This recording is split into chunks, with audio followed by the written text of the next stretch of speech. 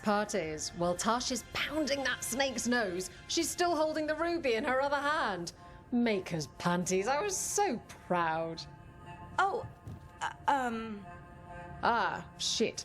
They're still holding it, sorry. Oh, Tash isn't the first non-binary member of the Lords. I don't know why I have to be trans, guys. That makes it, as far as I'm concerned, the best entry in the series, and frankly, my own personal game of the year. I felt horrible. I still feel horrible about the game. I feel bad that I don't like it.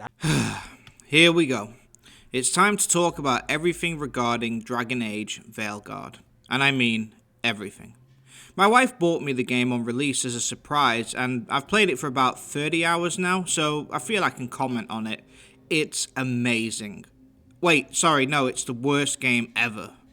Hold on, no, it's a masterpiece. Oh wait, no, it's dreadful. Okay, Mortismal Gaming, he's a YouTuber I trust. Let's see. Oh, it's his game of the year. Wait, he had to put out a statement saying EA didn't bribe him? His own fans are turning on him? Did he love the game? Skill Up? Mr. Maddie Plays hates it? Wait, EA selectively gave out review codes to control the press? Oh wow, this game looks amazing. Wait, they force you to be non-binary? Ladies and gentlemen, this is the drama that is currently Dragon Age Veilguard. I have never seen a reaction like this in my life. There are actual people out there right now trying to find a genuine, honest review for it, and they can't find it. I have never seen anything like this before. When sitting down to make this video, I asked 3 trusted individuals if I should make it. All 3 of them were pretty much on the fence, but as the old saying goes, you only live once. Today I want to unravel the story of Dragon Age the Veilguard. I want to discuss why it has great reviews and why it has awful reviews.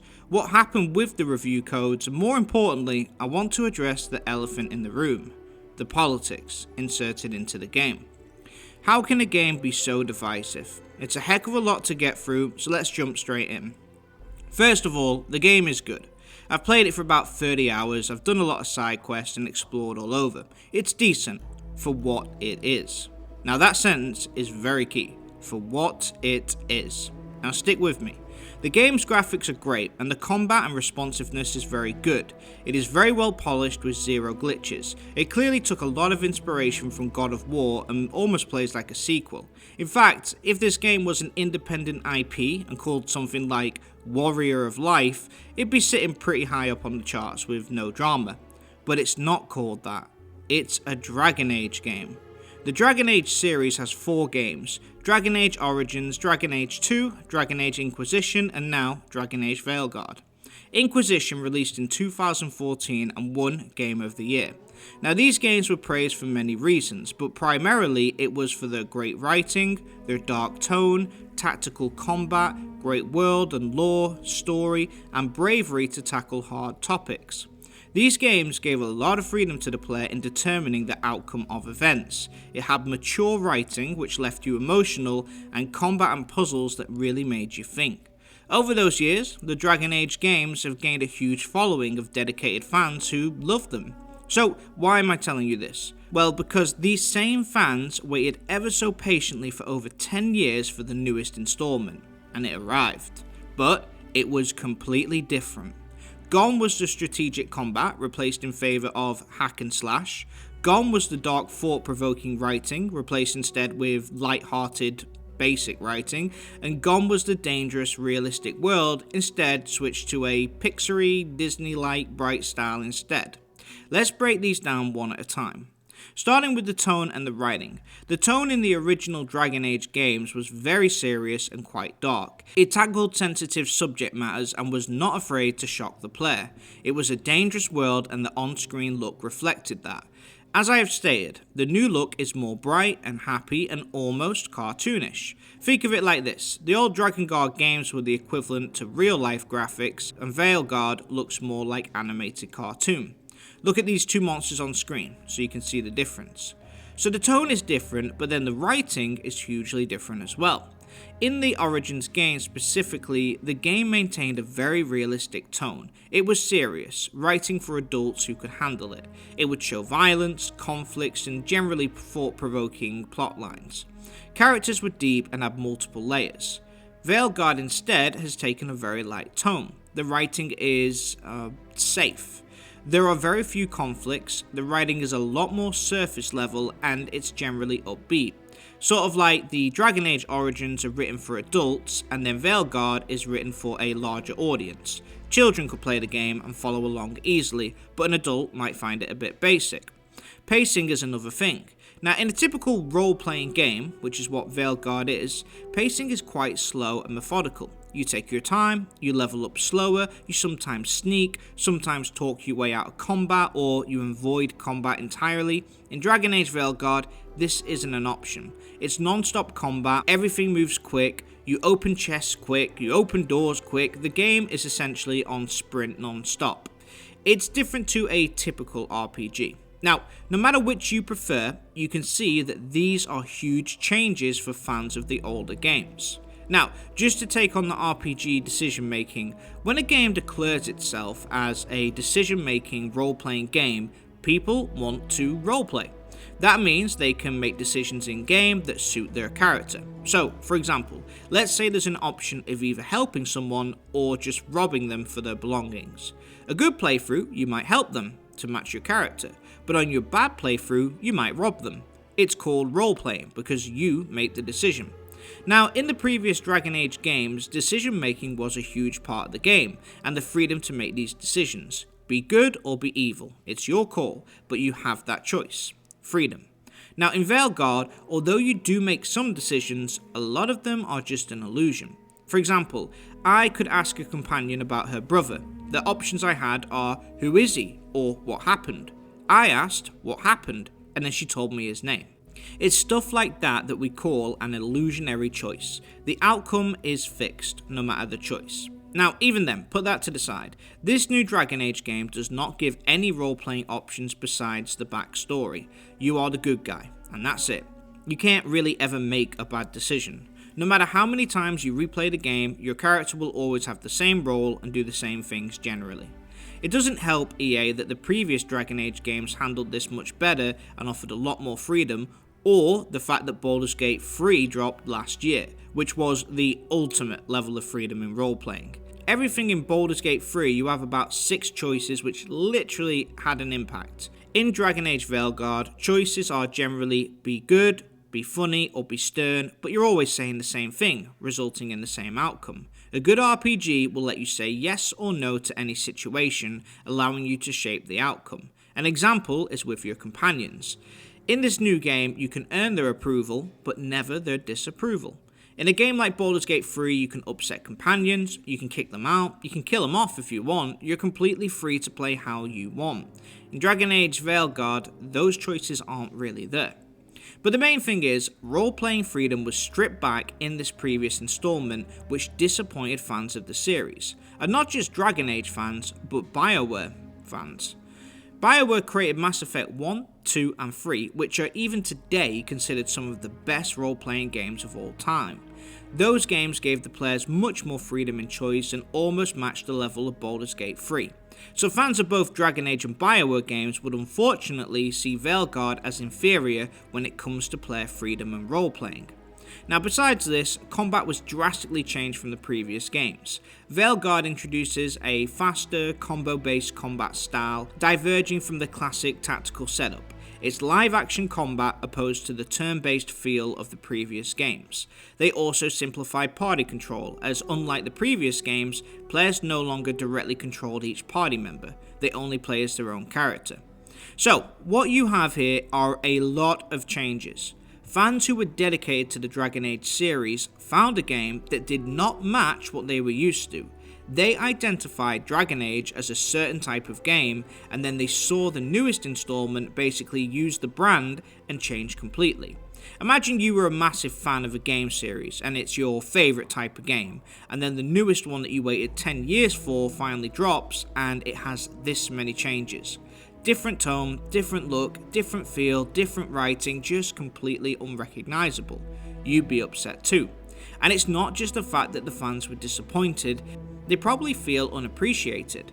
The new combat, look and writing of the game was written to reach a broader audience. Essentially, when they made the game, actual hardcore fans of the series were completely ignored, in favour of reaching a larger, more casual audience. They put profit and sales above satisfying long-term fans of the series, and that's always going to hurt. A lot of those fans now feel alienated. Now, you might really like the new game, and that's absolutely fine, but you have to appreciate how they feel about this new game. It's a shame, but it's not just EA and Dragon Age where this happens. You look at other AAA American game studios like Ubisoft, Bethesda, and Activision. Over time, these game studios have begun writing for a different audience and trying to make games to reach more people. So what happens is when the studio is growing, they attract a crowd who love their complex, in-depth role-playing games. Then over time, after receiving success, the studio grows. Then the investors and publishers tell the studio to increase sales. And how do you do that? You make the game more user-friendly. You make it for all ages, adult and children. Gameplay that suits casual players and all levels of intelligence. That means more simplistic writing, straightforward combat, safer ideas, and you end up with a game that is totally different to what those original fans of the studio's work actually want. It's a sad cycle, but when you look at the writing in games like Assassin's Creed Valhalla, Starfield, and now Veilguard, it all has this very basic, safe, almost Disney-like style. Games are more simplistic and require less concentration. No risks are taken. But if you compare this to game studios in Europe like Lorient Studios, Warhorse, or even CD Projekt Red, you can see that their writing is a lot more darker. It tackles more sensitive subjects. It gives players more freedom to make decisions. It makes the player think, and it covers quite a lot of dark topics. Japan studios are essentially doing the same. I guess my point is that with all these changes, the game no longer resonates with the fan base that helped make it so successful and well known in the first place. This is the first major reason for the negative response to Dragon Age Veilguard. Fans of the series don't see it as a true Dragon Age game. In fact, Harding said it best. And the Inquisition is different from what we've built here. Not better or worse, just different. But it goes deeper than that, as this has been a long time coming. The second major reason.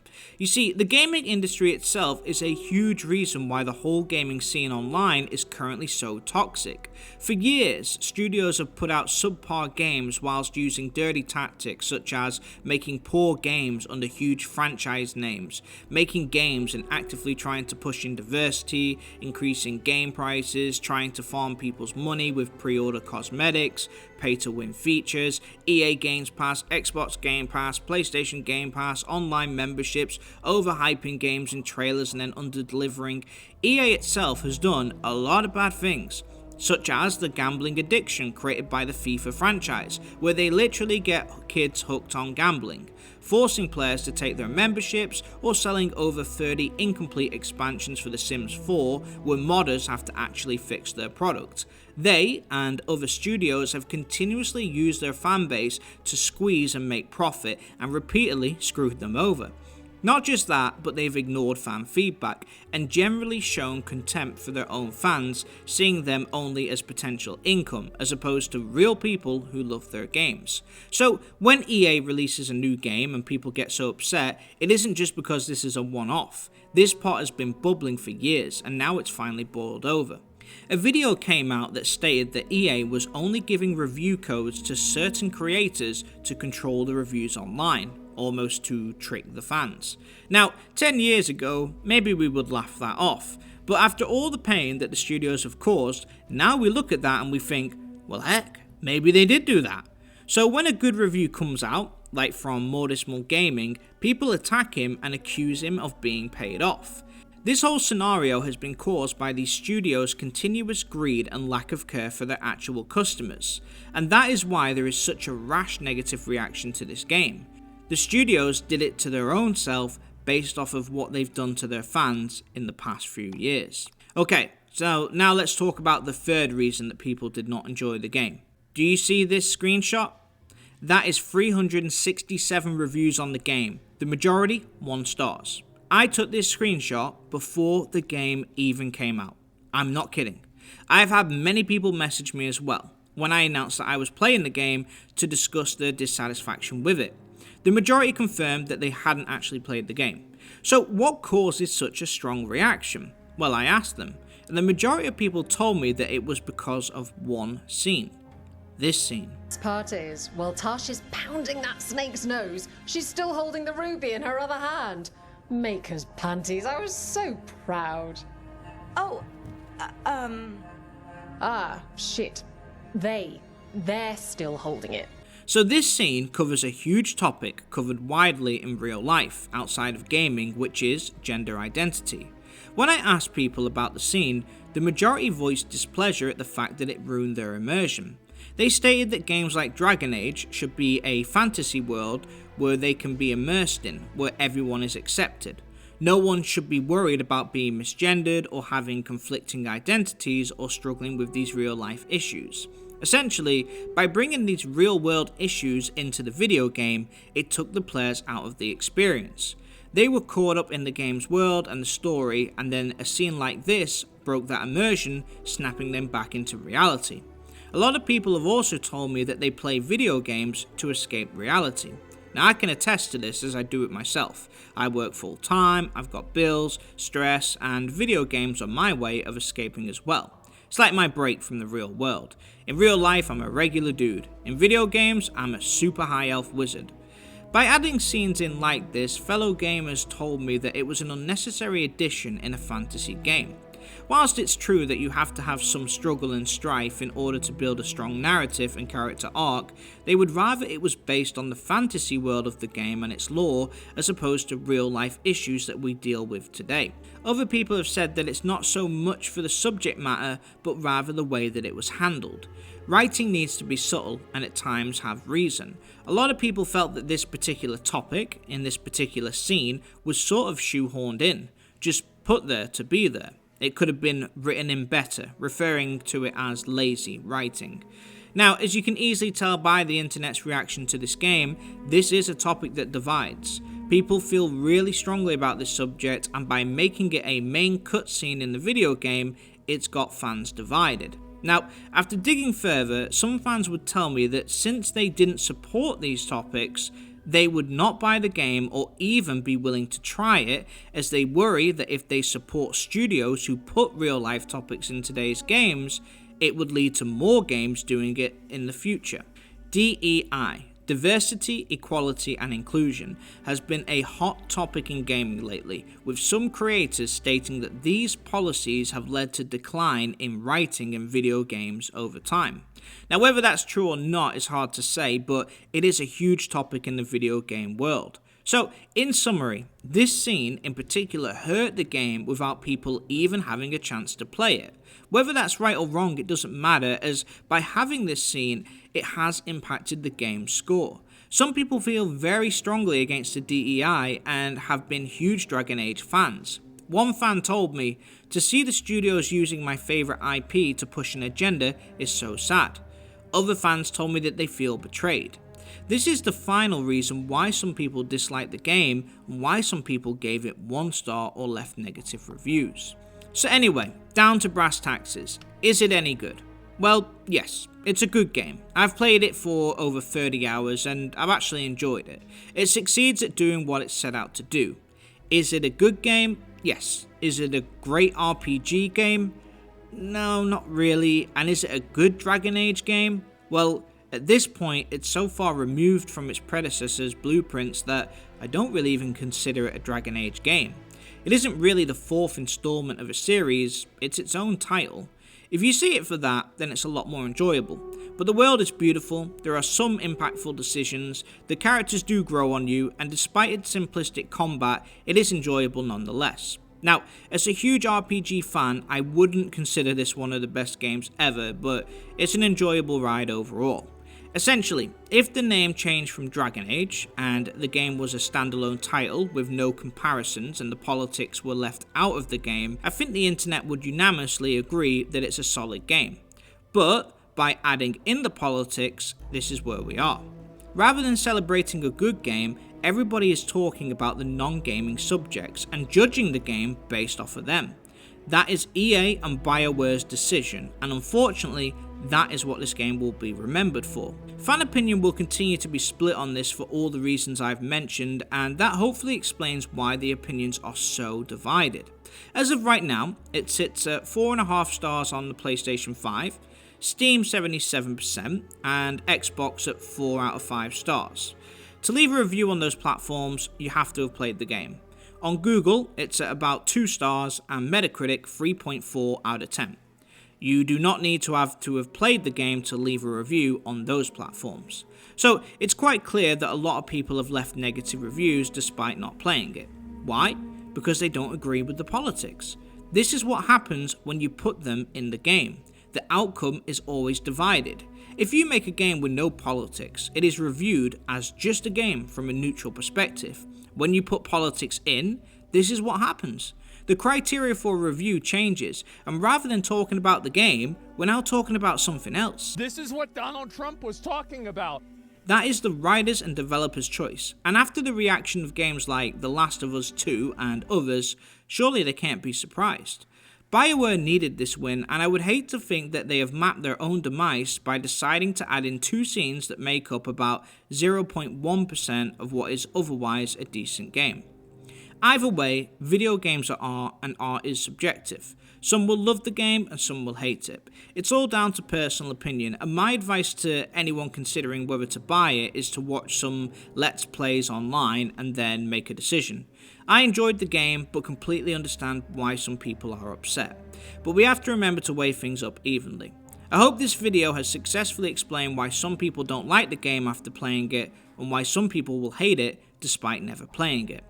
But if you really want to know why people don't like the game, or why they love it, the trick is to ask. So I ask you, dear viewer, what's your opinion on this? Do you think politics belong in games? Did you enjoy the new Dragon Age, or do you prefer the old? Let me know your thoughts in the comments. If you enjoyed the video, please consider giving it a like, and if you're new here, please consider subscribing. I'm Av Gaming, where we do video game analysis, identifying what makes great games great, and what could make good games great as well. Thanks for watching, Av out.